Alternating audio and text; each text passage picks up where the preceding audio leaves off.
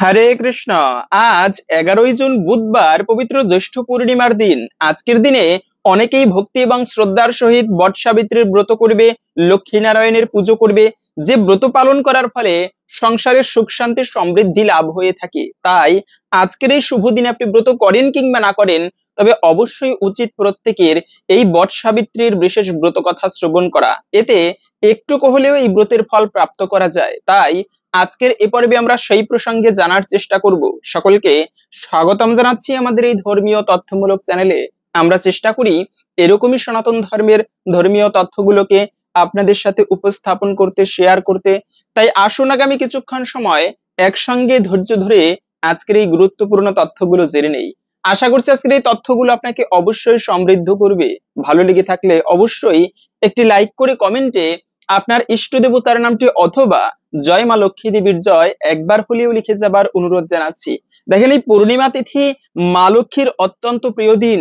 যদি কোনো সংসারে দারিদ্রতা থাকে, তবে সেক্ষেত্রে বলা হয়েছে যদি কোনো মায়েরা, গৃহস্থ মায়েরা প্রতি বৃহস্পতিবারে ভক্তি ভরে ব্রত করে লক্ষ্মীর পুজো করতে পারে, তার ফলে তার সংসারের দারিদ্রতা দূরীভূত হয়, মা লক্ষ্মীর বিশেষ কৃপা দৃষ্টি লাভ হয়ে থাকে। কিন্তু এই পূর্ণিমা তিথিকে লক্ষ্মী নারায়ণের দিন বলা হয়েছে। প্রত্যেকটা ব্যক্তির উচিত মা লক্ষ্মী এবং ভগবান শ্রী বিষ্ণুর পুজো করা। বর্তমানে রাধা কৃষ্ণের যুগল মূর্তির উপাসনা করা হয়, কিন্তু বৈদিক যুগে যে যুগল মূর্তির পুজো করা হতো সেটা মূলত ছিল লক্ষ্মী এবং নারায়ণ। এই বিষ্ণু হচ্ছে আদিদেব, সেই ভগবান শ্রী বিষ্ণুর পুজো করা হতো। আর ভগবানের পুজো করা প্রত্যেকের আবশ্যক। কি শৈব শাক্ত গানপত্য বৈষ্ণব যে যার পুজো করুক, মূল পুজো হচ্ছে বিষ্ণু পুজো। তো সেই পূর্ণিমা তিথি ভগবানের পর্যন্ত অত্যন্ত প্রিয় দিন। নদীতে যেরকম জোয়ার ভাটা হয়, মানুষের জীবনীতেও তেমনি জোয়ার ভাটা হয়। বলা হয়েছে পূর্ণিমার দিনে মানুষের জীবন প্রবাহ ঊর্ধ্বমুখে থাকে এবং অমাবস্যার দিনে মানুষের জীবন প্রবাহ নিম্নমুখে থাকে। নদীর স্রোতের মতো হচ্ছে মানুষের জীবন, কখনো কখনো চেতনা ঊর্ধ্বমুখে থাকে, কখনো বা আবার নিম্নমুখে। তাই সেই পূর্ণিমা তিথিতে আরো বলা আছে যে সালোক সংশ্লেষণ প্রক্রিয়ার মাধ্যমে সূর্যের আলো থেকে খাবার গ্রহণ করে বৃক্ষাদিগণ তারা বেঁচে থাকে। কিন্তু এই বৃক্ষেদে এত সুমিষ্ট রসালো ফল আসে, তারপরে সুগন্ধি ফুল প্রস্ফুটিত হয়, তারপরে ক্ষেতের মধ্যে শস্যদানা এত পরিপুষ্ট হয়, এগুলো মূলত চন্দ্রের আলোয় হয়। এটা একটা অদ্ভুত তত্ত্ব, ভালো লাগার মতো বিষয় যে চন্দ্রের আলো স্নিগ্ধ এবং সেই চন্দ্রের আলোর কারণে শস্যদানা ভালো হয়। যে স্থানে পূর্ণিমার আলো ভালো পড়ে, শাস্ত্র মতে ওই স্থানে ওই সময়ের জন্য শস্যদানা, ফল ফুল ইত্যাদি ভালো হয়ে থাকে। এজন্য পূর্ণিমা তিথি এতটা গুরুত্বপূর্ণ দিন। শুধু তাই নয়, সাধুসন্ত মহাজনেরা পর্যন্ত অপেক্ষা করে থাকে এই পূর্ণিমা তিথির জন্য। কেননা অন্যান্য সময় ধর্ম কাজ করলে, সাধনা করলে যে ফল প্রাপ্ত হয়ে থাকে, তার থেকে অধিক পুণ্য ফল লাভ করা যায় এই পূর্ণিমার দিনে সাধনা করলে। তন্ত্র শাস্ত্র মতে তান্ত্রিকেরা পর্যন্ত অনেক তন্ত্রবিদ্যার প্রয়োগ করে থাকে এই পবিত্র পূর্ণিমার দিনে। তাই সেই পূর্ণিমায় বিশেষ করে বছরের দ্বাদশ পূর্ণিমা রয়েছে, যার মধ্যে একটা শ্রেষ্ঠ পূর্ণিমা হচ্ছে এই জ্যৈষ্ঠ পূর্ণিমা। কেন এই পূর্ণিমাটি শ্রেষ্ঠ? কেননা এই পূর্ণিমায় মূলত সেই বট সাবিত্রী ব্রত করা হয়ে থাকে। মা সাবিত্রী দেবী তিনি তার স্বামীকে পর্যন্ত, মৃত স্বামীকে জীবিত করেছিল। সতী নারীর সতীত্ব যে কত বড় দিব্য শক্তি, মৃত স্বামীকে পর্যন্ত জীবিত করতে পারে এই বট সাবিত্রী দেবী স্বয়ং এই জ্যৈষ্ঠ মাসের বট সাবিত্রী ব্রত করেছিলেন তার স্বামীকে রক্ষা করার জন্য। তার স্বামীর অকাল মৃত্যু হবে, 1 বছরের মধ্যে মৃত্যু হবে, এটা জেনেও তিনি তার স্বামীকে বিবাহ করেছিলেন, বিবাহ বন্ধনে আবদ্ধ হয়েছেন। এবং নারদ মুনি বলেছিলেন যে তোমার দুর্ভাগা তুমি, কেন তোমার 1 বছরের পরে তোমার স্বামী মারা যাবে। কিন্তু এরপরেও সেই সাবিত্রী পতিব্রতা ছিল, তার সতীত্ব কখনো নষ্ট হতে দেয়নি। এটা ছিল তার মহা তপস্যা শক্তি। আর এই তপস্যা শক্তির কারণে তিনি তার মৃত স্বামীকে পর্যন্ত জীবিত করতে পেরেছিল। এই জন্য নারীর এই সতীত্বকে ধরে রাখতে হয়। বর্তমানে তো অনেক ডিভোর্স, মানে বিবাহ হচ্ছে, অনেক ডিভোর্স হয়ে যাচ্ছে। বর্তমান তথাকথিত এডুকেটেড সমাজে মানুষ একাধিক বিবাহ বন্ধনে আবদ্ধ হচ্ছে, আবার ডিভোর্স হয়ে যাচ্ছে। মানুষ মানুষকে বিশ্বাস করতে পারছে না, ভেঙে যাচ্ছে সম্পর্ক। কেননা এই যুগ টেকনোলজির ডেভেলপমেন্ট হচ্ছে, তথাকথিত শিক্ষায় শিক্ষিত হচ্ছে, কিন্তু চেতনা মানুষের স্বার্থ কেন্দ্রিক হয়ে যাচ্ছে, চেতনা নিম্নগামী হচ্ছে। এ কারণে এত বিচ্ছেদ, এত যুদ্ধ, এত রাহাজানি, এত হানাহানি। তো মূলত আমরা বৈদিক শাস্ত্রকে অনুসরণ করি না, সেই নিয়মে জীবন যাপন করি না।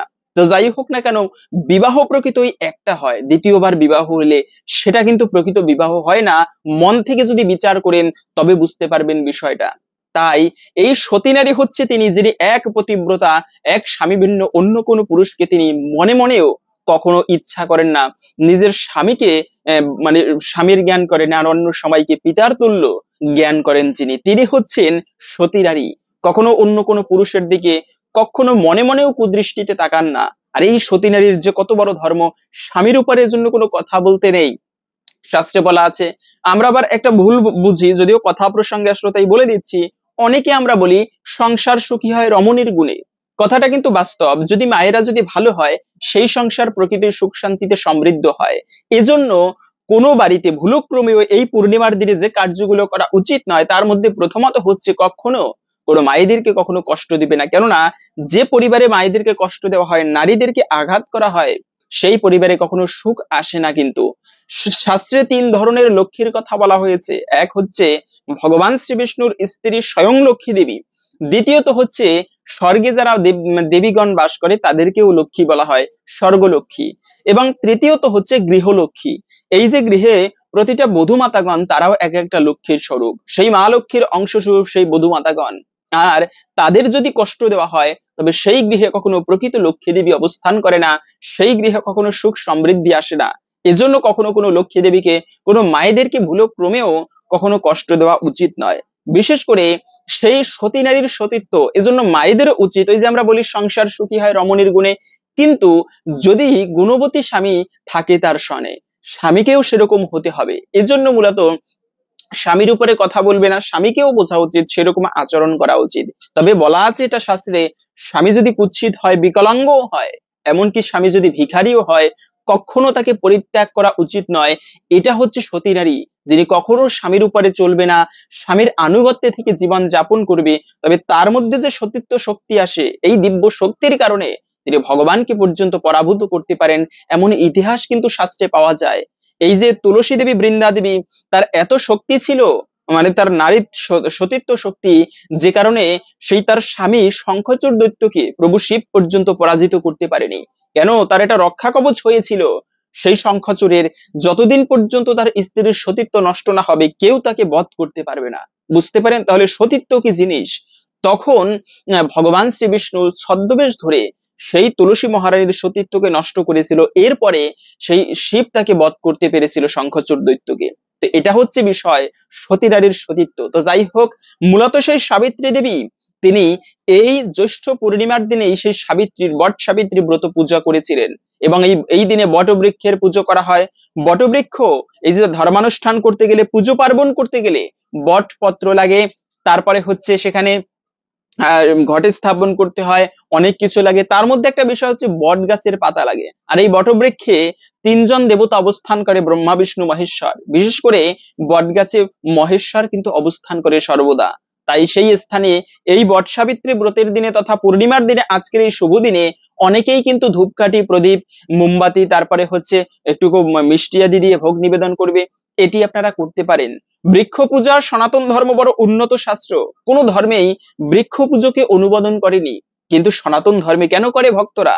কেননা এই বৃক্ষকে দেবতা জ্ঞানে পুজো করা হয়। তো যাই হোক, তুলসী বৃক্ষ, বটবৃক্ষ, তারপরে বিল্ল বৃক্ষ, এগুলো খুবই শুভময় গাছ বা বৃক্ষ বলা হয়েছে। তো যাই হোক, মূলত সেই বট সাবিত্রী ব্রতের দিনে সেই বট গাছেরও কিন্তু পুজো করা হয়ে থাকে। তবে বট গাছের যদি পুজো না করেন, সবাই তো, যেমন আমি ভিডিওর মধ্যে যে কথাগুলো বলি, আমি নিজেও কিন্তু সবকিছু পালন করি না। আমি বৈষ্ণব মতে যে বিষয়গুলো পালন করা যায়, সেগুলো পালন করে থাকি। সেক্ষেত্রে যারা বটবৃক্ষের পুজো করবেন না, তারা আপনারা তুলসী মহারানীর পুজো করবেন। কেন? যে কোনো পূর্ণিমার দিনে তুলসী মহারানীর সেবা করাকে অত্যন্ত সৌভাগ্যের বলা হয়েছে। কিন্তু তুলসী সেবা, শাস্ত্রে বলা আছে, তুলসী সেবা যদি কেউ করতে পারে, ভগবানের সেবা করলে অনেক সময় অনেকে করতে পারে না ব্যস্ততার কারণে, কিন্তু প্রত্যহ যদি কেউ তুলসী সেবা করে, সাক্ষাৎ বৃন্দাবনের সেবার ফল সে ব্যক্তি প্রাপ্ত করতে পারবে। এবং যে সংসারে প্রত্যহ তুলসী সেবা হয়, সেই পরিবারে স্বয়ং মা লক্ষ্মী সহ ভগবান বিষ্ণু দুজনেই অবস্থান করে। এতটা মাহাত্ম্যপূর্ণ বলা হয়েছে তুলসী বৃক্ষের সেবা করাকে। তাই সেই তুলসী সেবা আপনারা এই দিনে করতে পারেন। তুলসী তলায় জল নিবেদন করতে পারেন পূর্ণিমার দিনে। আবার তুলসী দেবীর একটুকু প্রদীপ নিবেদন করতে পারেন তুলসী তলায়। পাশাপাশি আমরা জেনে নিচ্ছি প্রথমে, এত মহিমাপূর্ণ এই যে পূর্ণিমা তিথি, বট সাবিত্রী পূর্ণিমা তথা জ্যৈষ্ঠ পূর্ণিমা তিথি, এই পূর্ণিমা তিথিটা মূলত কতক্ষণ থেকে কতক্ষণ থাকবে, পূর্ণিমা শুরু হয়েছে গতকালকে 10ই জুন মঙ্গলবার সকাল 11টা 5 মিনিট থেকে, থাকবে মূলত আজকে 11ই জুন বুধবার দুপুর 12টা 38 মিনিট পর্যন্ত। এই সময়টুকুর মধ্যে এই পবিত্র বট সাবিত্রী পূর্ণিমা তিথি থাকবে। সেজন্য উদয়া তিথি মানে আমাদের এই পূর্ণিমা পালন করতে হবে আজকে 11ই জুন বুধবার। তবে অনেকে আছে গতকালকে পালন করেছে, মূলত উদয়া তিথি মানে আমাদের পরের দিনে পালন করতে হয়, যে কোনো একাদশী হোক বা পূর্ণিমা তিথি। তো সেই অনুসারে আজকে পালন করতে হবে। অনেকে আছে উপবাস করে, সেক্ষেত্রে আপনারা আজকে উপবাস করে লক্ষ্মী নারায়ণের পুজো করতে পারেন। তবে সর্বোত্তম হচ্ছে পূর্ণিমা থাকাকালীন লক্ষ্মী নারায়ণ এবং ভগবান শ্রী বিষ্ণুর পুজো করতে হয়, এটি সর্বমঙ্গলময় বলা হয়েছে। তবে একটা বিষয়, এই পূর্ণিমার দিনে যে কাজগুলো ভুলেও করতে নেই, আমরা প্রথমে সেই বিষয়ে জেনে নিচ্ছি। মনে রাখবে, কখনো প্রথমত হচ্ছে অহংকার করতে নেই। যে ব্যক্তি অহংকার করে ভগবান তাকে কখনো পছন্দ করে না। দুটি ব্যক্তিকে ভগবান পছন্দ করে না, এক হচ্ছে যিনি অহংকারী, যার মধ্যে অহংকার রয়েছে। দ্বিতীয়ত হচ্ছে যে ব্যক্তি কপট, উপর থেকে দেখাচ্ছে আমার মতো ভালো লোক হয় না, ভিতরে ভিতরে তার থেকে খারাপ লোক হয় না, এই ব্যক্তিকে ভগবান কখনো কৃপা করে না। কিন্তু এই কপট মানে কপটতা থেকে বেরিয়ে আসতে হবে। দ্বিতীয়ত হচ্ছে কখনো অহংকার করতে নেই। অহংকার ছিল কিন্তু সেই শিবের পুত্র কার্তিকের মনে। কার্তিক ছিল জ্যেষ্ঠ, আবার গণেশ ছিল ছোট। কার্তিক দেখতে সুন্দর, আবার দেব সেনাপতি, তার অনেক শক্তি ছিল, অনেক সৈন্য সামন্ত ছিল। এজন্য কার্তিকের একটা অহংকার যে আমি বোধহয় শ্রেষ্ঠ। কিন্তু এই শ্রেষ্ঠ, এই যে অহংকার, এটা মহাদেব এবং মা পার্বতী বুঝতে পেরেছিলেন। আর মহাদেব মা পার্বতী শুধু তাই নয়, ভগবান পর্যন্ত কখনো অহংকার পছন্দ করে না। আমরা অনেক সময় আছি যে ভগবানের মন্দিরে দান করি, কিন্তু অহংকারের সহিত আমি এত টাকা দিয়েছি, আমার দয়ায়ও বেঁচে আছে, কত বড় মূর্খের মতো এগুলো কথা অনেক সময় বলতে শোনা যায়। তো এই কার্যটা কখনো করবি না। কাউকে কথা বলার মাধ্যমেও কখনো কষ্ট দিতে নেই। তুমি তুমি কত বড় ব্যক্তি, তোমার দয়ায় একজন বেঁচে রয়েছে, ভগবানের দয়ায় আমরা সবাই বেঁচে আছি। হয়তোবা তোমাকে ভগবান টাকা দিয়েছে, তার মানে এই নয় তোমার দয়ায় কেউ বেঁচে আছে। এটা সম্পূর্ণ মূর্খের মতো ভগবানের চরণে অপরাধ করা হয়। তো এখান থেকে বেরিয়ে আসতে হবে, কখনো অহংকার করে কোনো কথা বলতে নেই। সেই কার্তিকের এই মনোভাব বুঝতে পেরে মা পার্বতী এবং প্রভু শিব কার্তিককে ডেকে বলতে লাগলো, তোমাদের একটা পরীক্ষা নিব। কি? যে আগে পৃথিবী প্রদক্ষিণ করে আমাদের কাছে আসতে পারবে সে হবে বিজয়ী। তোমাদের দুজনের মধ্যে কে শ্রেষ্ঠ এটা বোঝা যাবে। যে আগে পৃথিবী প্রদক্ষিণ করে আমাদের কাছে ফিরে আসতে পারবে সে হবে সর্বশ্রেষ্ঠ। ঠিক আছে, কার্তিক তো মনে মনে খুশি। কেন? তার বাহন হচ্ছে ইঁদুর, মানে সেই তার বাহন ময়ূর, সে তাড়াতাড়ি ভ্রমণ করে আসতে পারবে। আর গণেশের বাহন ইঁদুর, এমনিতেও পেটুক, আবারও চলবে কি করে, ইঁদুর কুরকুর করে চলে। গণেশ মনে মনে দুঃখী, সে এত বড় পৃথিবী কি করে আগে প্রদক্ষিণ করবে। তাহলে বুদ্ধি দিয়ে কাজ করতে হবে। গণেশ ছিল খুবই বুদ্ধিমান, পাশাপাশি গণেশ হচ্ছে ভগবান নৃসিংহদেবের পরম ভক্ত, শান্ত প্রকৃতির মানুষ এই গণেশ দেবতা। তো যাই হোক, সেই কার্তিক তো বেরিয়ে গিয়েছে বাবা মাকে প্রণাম করে, পৃথিবী আগে প্রদক্ষিণ করে আসবে, সে চক্র দিতে শুরু করলো। কিন্তু গণেশ মনে মনে চিন্তা করলো, শাস্ত্রে বলা আছে ধরিত্রী মাতা 7 প্রকার মায়ের কথা বলা হয়েছে। আত্মমাতা গুরুপত্নী, ব্রাহ্মণী রাজপত্নিকা, ধেনুর্ধাত্রী তথা পৃথ্বী সপ্তই তো মাতর স্মৃতা। আত্মমাতা মান নিজের মা, তিনিও এক মা। গুরুপত্নী মানে গুরুদেবের স্ত্রী, তিনিও মা। রাজপত্নী মানে রাজার স্ত্রী। ব্রাহ্মণী মানে সাধুর স্ত্রী, তিনিও মা। তারপরে হচ্ছে ধেনুর ধাত্রী, ধাত্রী মানে এই ধরিত্রী দেবী বসুমাতা, ধেনু মানে গাভী মাতা। এভাবে করে শাস্ত্রের 7 প্রকার মায়ের কথা বলা হয়েছে। তাই এই বসুমাতাও মা, আবার আমার নিজের পিতামাতাও মা। তাই আমার নিজের মাকে প্রদক্ষিণ করলে আমি আশা করি বসুমাতাকে প্রদক্ষিণ করার ফল লাভ হবে। তাই গণেশ বুদ্ধি করে নিজের বাবা মায়ের চতুর্দিকে প্রদক্ষিণ করে বাবা মাকে প্রণাম করলো। এবং শিব এবং মা পার্বতী অবাক, কি করছো? গণেশ বলে যে বাবা মাকে প্রণাম করলেই আমি মনে করি পৃথিবী প্রদক্ষিণের ফল লাভ হবে। তাই তো মহাদেব প্রসন্ন হয়ে গণেশকে আশীর্বাদ করেছে, তুমি বিজয়, তুমি শ্রেষ্ঠ, তোমার মধ্যে কোনো অহংকার নেই। ওদিক থেকে কার্তিক সে খুবই আনন্দের সহিত অহংকার করে আমি পৃথিবী আগে প্রদক্ষিণ করেছি, এসে দেখে সেই গণেশ বসে আছে শিবের পাশে। বাবা, ও তো যায়নি, পৃথিবী তো প্রদক্ষিণ করেনি, তাহলে তো এখনো আসতে পারতো না। কিন্তু তখন মহাদেব বলেছে, দেখো তুমি তো বেরিয়ে গিয়েছো, কিন্তু গণেশ বুদ্ধি দিয়ে ও বিজয়ী হয়েছে। সমস্ত কথা বলল। তখন কার্তিককে বলতে লাগলো যে জীবনে কখনো অহংকার করতে নেই। শ্রেষ্ঠ বয়সের দ্বারা হয় না, আমরা বয়স দিয়ে বিচার করি, ধন দিয়ে বিচার করি, আবার কার কত সম্পদ রয়েছে, কার কত প্রতিপত্তি রয়েছে, সম্মান রয়েছে, সেই থেকে ব্যক্তির বয়স বিচার করি। কিন্তু শাস্ত্রে বলা হয়েছে প্রকৃত বড় কে, জগতে যার অনেক জমি রয়েছে তিনি জমিদার বলা হয় তাকে, তিনি কি বড়? না, তিনিও বড় নয়। যার অনেক আয়ু রয়েছে, যিনি অনেক বৃদ্ধ ব্যক্তি, তিনি কি বড়? তাকেও শাস্ত্রে প্রকৃত বড় বলা হয়নি। আবার যার মধ্যে অনেক সম্মান রয়েছে, তিনি কি বড়? তাকেও প্রকৃত বড় বলা হয়নি। বড় বলা হয়েছে ধন বৃদ্ধ বলবৃদ্ধ আয়ুর বৃদ্ধাশ্চ তে ভবেত তে সর্বে জ্ঞান বৃদ্ধাশ্চ কিঙ্করা শিষ্য কিঙ্করা। বৃদ্ধ হচ্ছে তিনি, ধনবৃদ্ধ বড় নয়। তারপরে আয়ু বৃদ্ধ মানে যিনি অনেক বয়োজ্যেষ্ঠ, তিনিও প্রকৃত বড় নয়। প্রকৃত বড় হচ্ছে তিনি যার মধ্যে শাস্ত্রীয় জ্ঞান রয়েছে এবং তিনি তা আচরণ করেন, ভগবানের ভক্তি যাপন করেন, জীবন যাপন করেন, তিনি হচ্ছেন প্রকৃত বড়। প্রহ্লাদ মহারাজ, ধ্রুব মহারাজ, ঋষি মার্কণ্ডেয়, এরা ছোট হলে কি হবে, কিন্তু জগতে আজও পর্যন্ত পূজনীয় ব্যক্তি, এরা হচ্ছে প্রকৃত বড়। তাই তো এই অন্তত পক্ষে কখনো অহংকার করতে নেই। দ্বিতীয়ত হচ্ছে যে কোনো জীবকে কষ্ট দিবে না। অনেক সময় দেখা যায়, এটা বাস্তবিক ভাবে বলতেছি, যে আমরা পশু পাখিদের কষ্ট দিয়ে নিজেরা ভালো থাকতে চাই। কিরকম? ছোট্ট বাচ্চাদেরকে অনেক সময় গ্রামের পরিবেশে অনেক সময় কি হয়, ওরা ব্যাঙ নিয়ে খেলা করতে পছন্দ করে, তো ওদের হাতে একটা ব্যাঙ ধরিয়ে দেওয়া হয়, আর ওই ব্যাঙটাকে অনেক সময় দেখা হয় পাঁচড়ে পাঁচড়ে মেরে ফেলা হয়। ওই ছোট্ট বাচ্চা ও তো আর বুঝতে পারে না, এটি একটি মহা অপরাধের। মনে রাখবে, কোনো প্রাণীকে কষ্ট দিয়ে কখনো ভালো থাকা যায় না। যত বড় সাধু সন্ত মহাজন হোক, যদি কাউকে কষ্ট দেওয়া হয়, একদিন না একদিন ওই কষ্টের ফল তোমাকে পেতে হবে। একটা ব্যাঙ, ছোট্ট বাচ্চাদের চেতনায় এটা ঢুকিয়ে দেওয়া হয়, একটা ব্যাঙ হাতে ধরিয়ে দেয় আর ও পাঁচড়াতে থাকে, কত কষ্ট পায় ওই প্রাণীটা, সে যত বড় ব্যক্তি হোক না কেন। এজন্যই তো স্বামী বিবেকানন্দ বলে গিয়েছেন, বহুরূপে সম্মুখে চারি কোথা খুঁজেছ ঈশ্বর, জীবে প্রেম করে যেই জন সেই জন সেবেছে ঈশ্বর। আর এই পশু পাখিদের সেবা করার মাধ্যমেও এতেও ভগবান কিন্তু প্রসন্ন হয়ে থাকে। তাই কোনো প্রাণীকে বিনা কারণে, কোনো জীবকে বিনা কারণে কখনো কষ্ট দিতে নেই। বরঞ্চ যদি কোনো বাচ্চারা এরকম করে পশু পাখি নিয়ে এরকম খেলা করে আনন্দ পেতে চায়, তবে চরম কঠোরভাবে শাসন করবেন, এমনটা কখনো করা উচিত নয়। আবার আমরা অনেক সময় কুকুর বিড়ালকে লাথি মারি। এই যে দেখবেন আমাদের পা অনেক সময় খোঁড়া হয়, আমাদের জন্মগতভাবে পায়ে সমস্যা থাকে, এটা কি ভগবান পক্ষপাতিত্ব করে ভগবান ওকে এইরকম করে জন্মদান করালো? মূলত এটা নয়, সেই ব্যক্তির কর্মফল।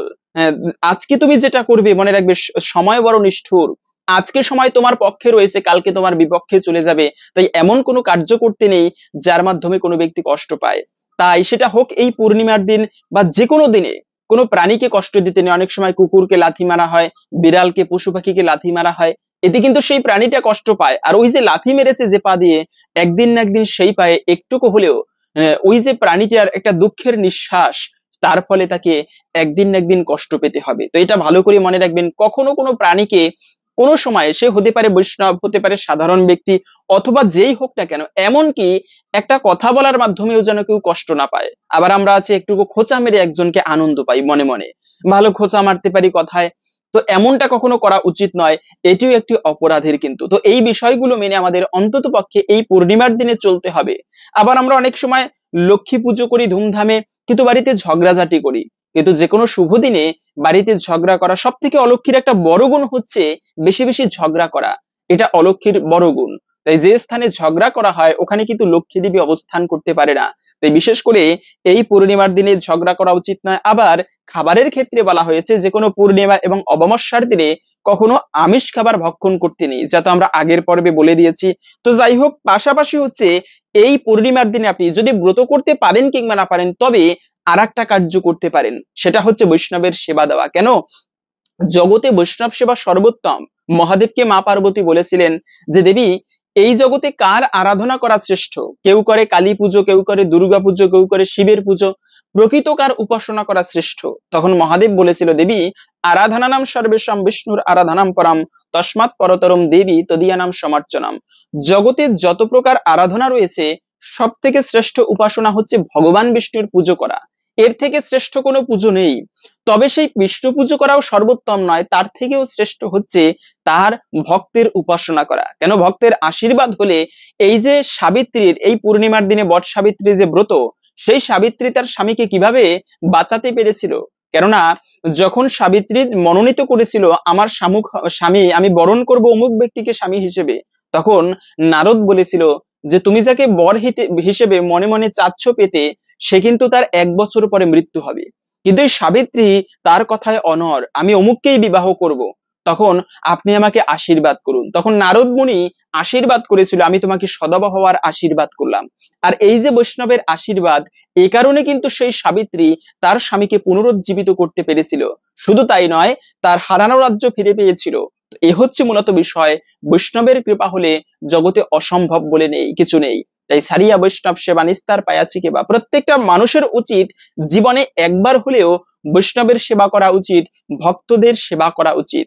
এর মাধ্যমে কোটিকাল ভগবানের সেবা করা আর ক্ষণকাল মাত্র বৈষ্ণবের সেবা করা, দুটিকে সমান বলা হয়েছে। তাই আপনাদের সাধ্যমতো চেষ্টা করতে পারেন। এই পূর্ণিমার দিনে বিশেষ সৌভাগ্য লাভ হয়, এতে ভগবানের অত্যন্ত প্রসন্ন হয় তার বৈষ্ণবের সেবা করার মাধ্যমে। পাশাপাশি হচ্ছে আমরা অনেক সময় ব্যক্তির রূপ দেখে, ব্যক্তির বাহ্যিক দেখে বিচার করি। যে ব্যক্তি হয়তো বা দেখতে ভালো নয়, আরে বৈষ্ণব কেমন দেখতে, ভালো নয় দেখতে। কিন্তু মনে রাখবে, বৈষ্ণব হতে পারে কুৎসিত, হতে পারে বিকলাঙ্গ, হতে পারে সে বোবা, কিন্তু বৈষ্ণব মানে বৈষ্ণব তাকে সেবা করবে, ঠিকভাবে ভক্তি করবে। বৈষ্ণব দেখিয়া যে বা নানোয়ায় মুন্ডু, তার মুন্ডু পরে গিয়া নরকের কুণ্ডু, তাকে যমরাজ ভয়ানক শাস্তি প্রদান করে।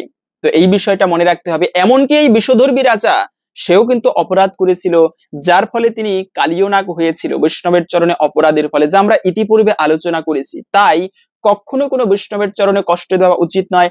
জগাই মাধাই সে কি করে কৃপা লাভ করেছিল? যদিও তারা মদ খেয়ে থাকতো, মহাপাপিষ্ট ছিল জগাই মাধাই, কিন্তু তাদেরকে একমাত্র ভগবান কৃপা করেছিল, তারা কখনো বৈষ্ণবের চরণে অপরাধ করেনি। মাতাল হয়ে থাকতো, শুধুমাত্র অপরাধ করেছিল নিতাইকে কলসির কানা মেরেছিল, কিন্তু নিতাই তাদেরকে ক্ষমা করেছিল।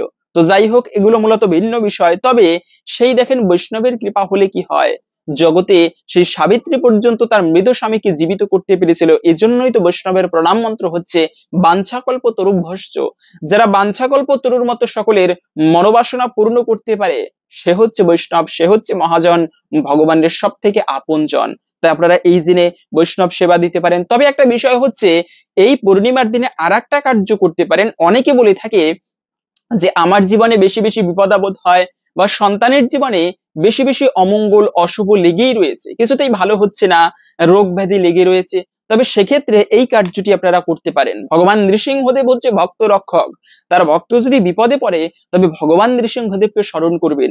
এতে ভগবানের কৃপায় একটুকু হলেও সেই ভক্ত মুক্তি পাবে।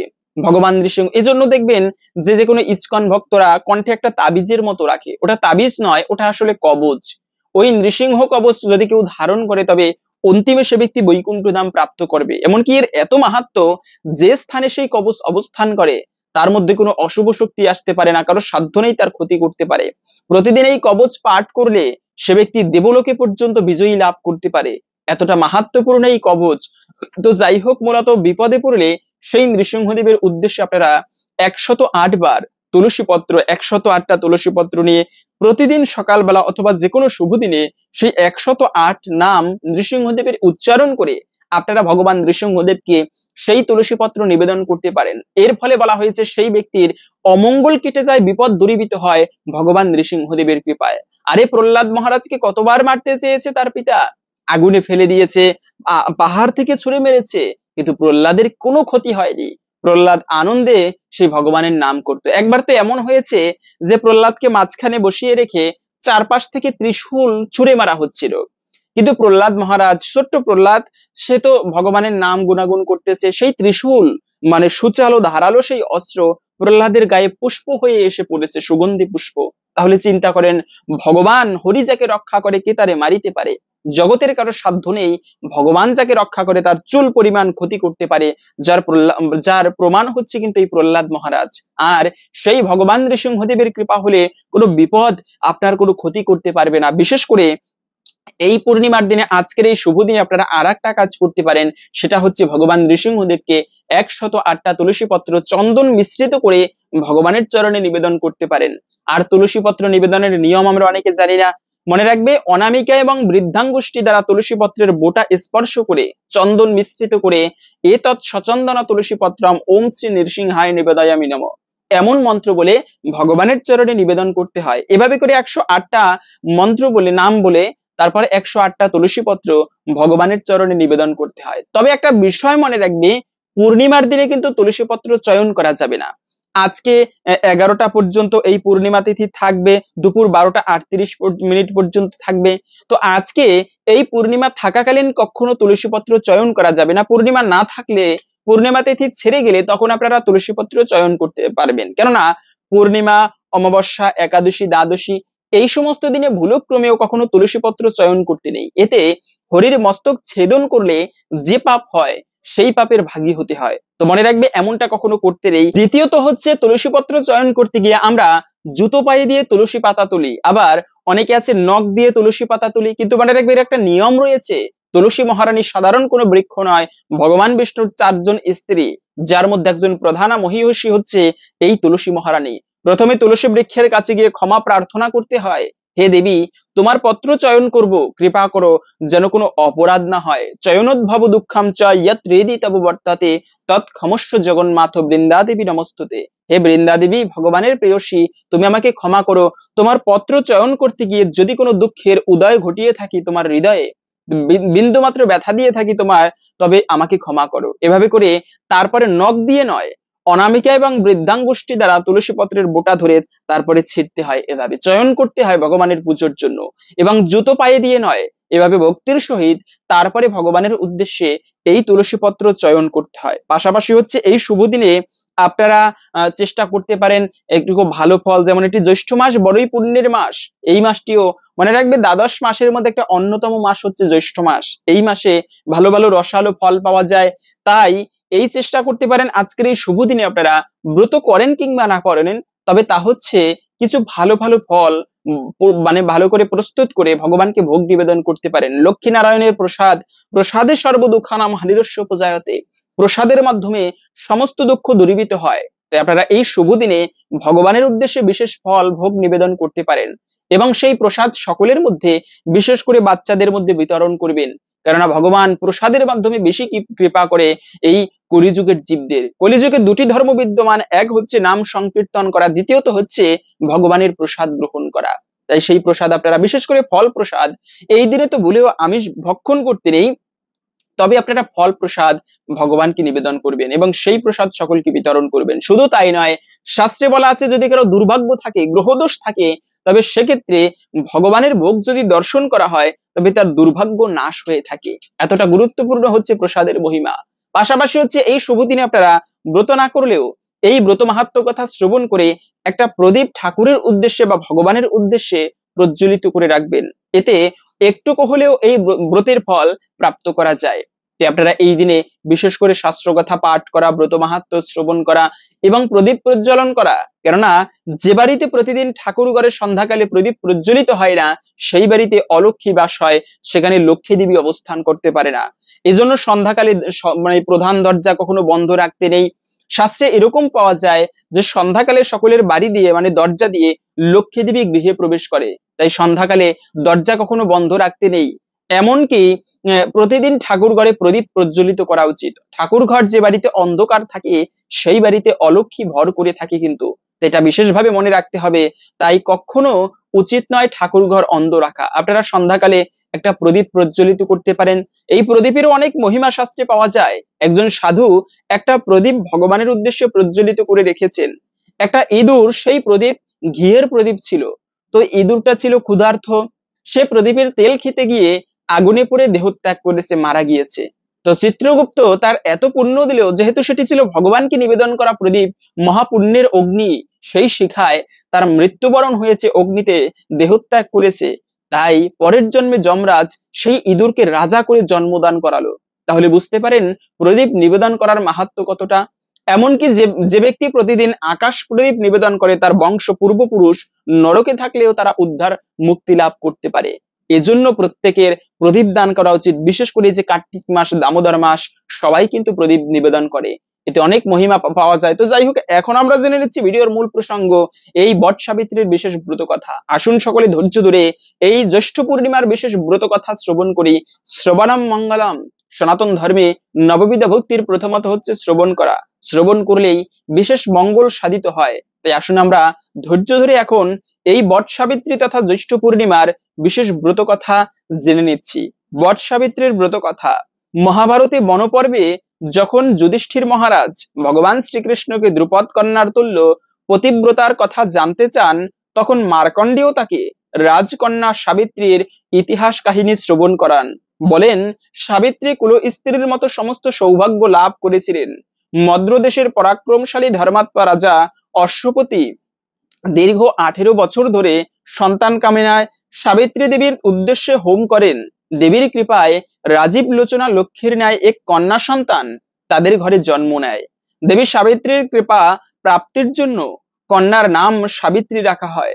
সাবিত্রী ক্রমে যৌবনবতী হলেন, কিন্তু তার তেজের জন্য কেউ তার পানি প্রার্থনা করলেন না। এমন সময় ঋষি মান্ডব্য এলেন রাজার কাছে। সবকিছু শুনে তিনি বললেন, সাবিত্রী নিজের স্বামী নিজেই সন্ধান করুক।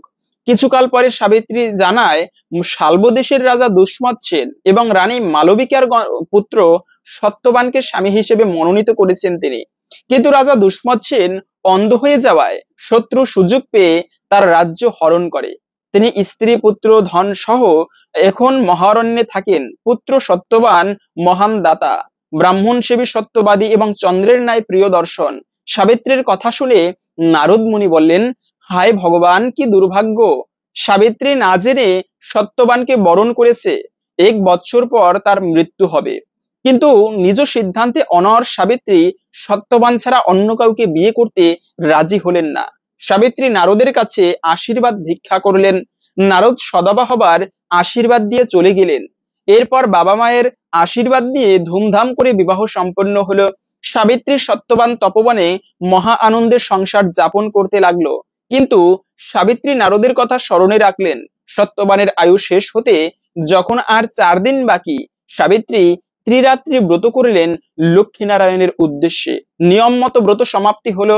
ওদিকে সত্যবান বনে কাঠ কাটতে গিয়ে শরীর খারাপ হয়ে বটবৃক্ষের তলায় সাবিত্রীর কোলে শুয়ে শেষ নিঃশ্বাস ত্যাগ করলেন। সাবিত্রী খুবই কান্নাকাটি করতে লাগলেন। বনের মধ্যে অন্ধকারের মধ্যে হঠাৎ এক জ্যোতির্ময় দেবমূর্তি প্রকাশিত হলো। তিনি ধর্মদেবতা স্বয়ং যমরাজ।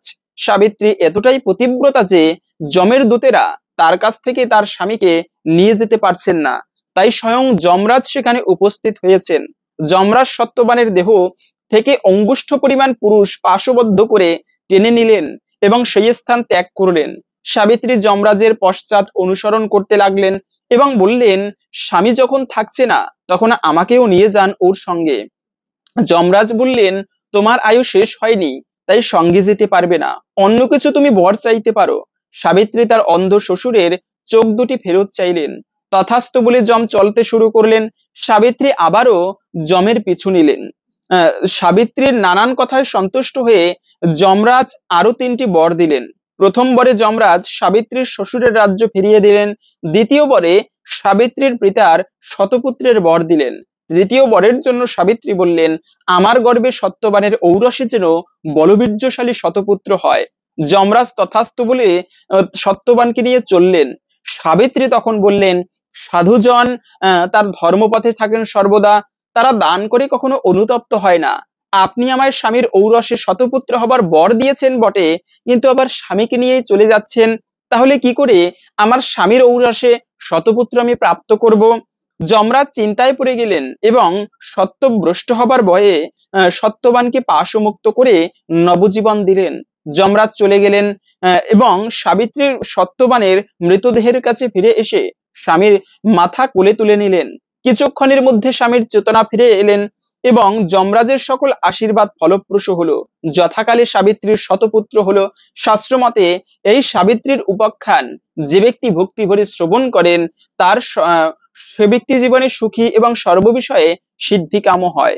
এই ব্রত পালনের মধ্য দিয়ে সধবা নারীর গভীর নিষ্ঠা পরিলক্ষিত হয়। এই ছিল মূলত সেই বট সাবিত্রীর ব্রত কথা। আশা করি বুঝতে পেরেছেন এই দিনে ব্রত করলে, লক্ষ্মীনারায়ণের পুজো করলে কি ফল লাভ হয় এবং সতী নারীর কতটা তপস্যা বা কতটা দিব্যতা রয়েছে তার মধ্যে। তাই আপনারা এই শুভ দিনে যদি ব্রত নাও করেন, তবে চেষ্টা করতে পারেন এই দিনে লক্ষ্মীনারায়ণের বিশেষভাবে পুজো করতে। লক্ষ্মীর পুজো আমরা মনে রাখবে একাকী লক্ষ্মীর পুজো নয়, লক্ষ্মী এবং নারায়ণ দুজনের মিলেমিশে পুজো করতে হয়। বাড়িতে এই দিনে বিশেষ করে লক্ষ্মীনারায়ণের পুজো দিয়ে কিছু ছোট্ট বৈষ্ণবদেরকে বাড়িতে নিমন্ত্রণ করে এনে ভোজন করাবেন। এতে বিশেষ করে মা লক্ষ্মীর কৃপা একটু হলেও প্রাপ্ত করা যায়। এবং তা না পারলেও আপনারা সন্ধ্যাকালে বিশেষ করে ঠাকুর পুজো দিবেন এই শুভ দিনে। তো হরে কৃষ্ণ। আশা করছি আজকের এই গুরুত্বপূর্ণ তথ্যগুলো জেনে আপনি একটু হলেও সমৃদ্ধ হয়েছেন। ভালো লেগে থাকলে অবশ্যই একটি লাইক করে কমেন্টে আপনার ইষ্ট দেবতার নামটি অথবা জয় মা লক্ষ্মী দেবীর জয় একবার হলেও লিখে যাবার অনুরোধ জানাচ্ছি। মা লক্ষ্মীর কৃপায় সকলের জীবনে মঙ্গল হোক এই কামনা করে আজকের ভিডিওটা এখানে সমাপ্ত করছি। হরে কৃষ্ণ।